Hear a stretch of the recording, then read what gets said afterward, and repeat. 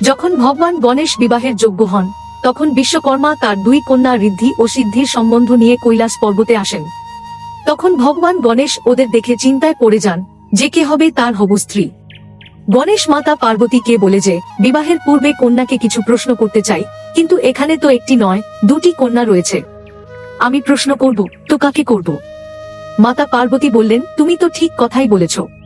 এক কাজ করো, যা যা তোমার জিজ্ঞাসা করার আছে দুজনকেই করো।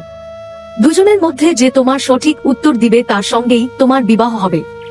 তখন গণেশ বললেন, ঠিক আছে। এবার গণেশ সবাইকে এক জায়গায় হতে বলেন, আর ঋদ্ধি ও সিদ্ধিকে বলে তোমরা দুজনেও বসো, কিন্তু তোমাদের দুজনকে সব থেকে উঁচু স্থানে বসতে হবে, আর আসন এমন হবে যাতে বড়দের সম্মানে কোন আঘাত না লাগে।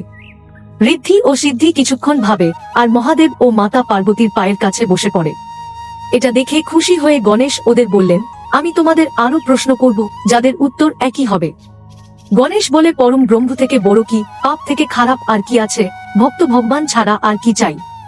তখন ঋদ্ধি সিদ্ধি বলে যে পরম ব্রহ্ম থেকে বড় কিছু নেই, পাপ থেকে খারাপ আর কিছু নেই। আর আগের কথাটি জানার জন্য চ্যানেলটিকে সাবস্ক্রাইব করুন। ধন্যবাদ।